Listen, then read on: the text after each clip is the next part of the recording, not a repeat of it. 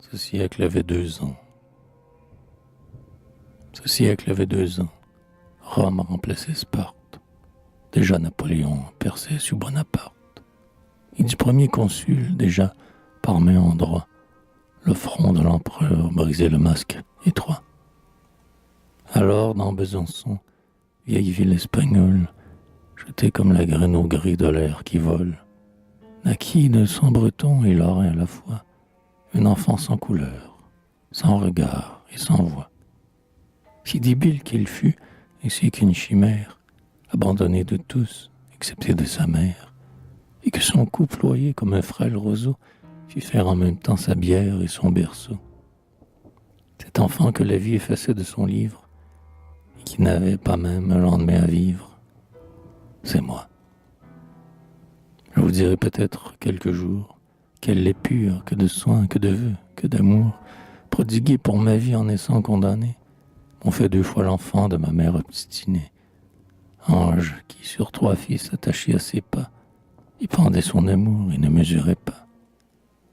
Oh, l'amour d'une mère, amour que nul n'oublie, pain merveilleux qu'un Dieu partage et multiplie, table toujours servie au paternel foyer, chacun en a sa part, et tous l'ont tout entier. Je pourrais dire un jour, lorsque la nuit douteuse fera parler les soirs ma vieillesse conteuse, comment ce haut destin de gloire et de terreur, qui remua le monde au pas de l'empereur, dans son souffle orageux m'emportant sans défense, à tous les vents de l'air fit flotter mon enfance. Car, lorsque l'aquilon bat ses flots palpitants, l'océan convulsif tourmente en même temps, le navire à 3 ponts qui tonne avec l'orage, et la feuille échappée aux arbres du rivage. Maintenant jeune encore et souvent éprouvé, j'ai plus de souvenirs profondément gravés, et l'on peut distinguer bien des choses passées dans ces plis de mon front que creusent mes pensées. Certes, plus d'un vieillard sans flamme et sans cheveux, tombé de lassitude au bout de tous ses vœux, pâlirait s'il voyait, comme un gouffre dans l'onde, mon âme où ma pensée habite comme un monde. Tout ce que j'ai souffert, tout ce que j'ai tenté, tout ce qui m'a menti comme un fruit avorté, mon plus beau temps passé sans espoir qu'il renaisse, les amours, les travaux, les deuils de ma jeunesse. Et quoiqu'encore à l'âge où l'avenir sourit, le livre de mon cœur à toute page écrit. Si parfois de mon sein s'envolent mes pensées, mes chansons par le monde en lambeaux dispersés, s'il me plaît de cacher l'amour et la douleur dans le coin d'un roman ironique et railleur, si j'ébranle la scène avec ma fantaisie, si j'entrechoque aux yeux d'une foule choisie, d'autres hommes comme eux, vivant tous à la fois, de mon souffle et parlant au peuple avec ma voix.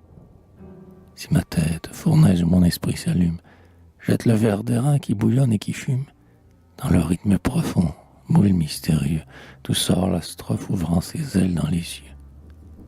C'est que l'amour, la tombe et la gloire, et la vie, l'onde qui fuit, par l'onde incessamment suivie, tout souffle, tout rayon propice ou fatal, fait reluire et vibrer mon âme de cristal, mon âme aux 1000 voix, que le Dieu que j'adore, mis au centre de tout comme un écho sonore. D'ailleurs, j'ai purement passé les jours mauvais, et je sais d'où je viens, si j'ignore où je vais. L'orage est parti avec son vent de flamme, sans en altérer l'onde à remuer mon âme. Rien d'immonde dans mon cœur, pas de limon impur, qui n'attendit qu'un vent pour en troubler l'azur. Après avoir chanté, j'écoute et je contemple, à l'empereur tombé dressant dans l'ombre un temple, aimant la liberté pour ses fruits, pour ses fleurs, le trône pour son droit, le roi pour ses malheurs.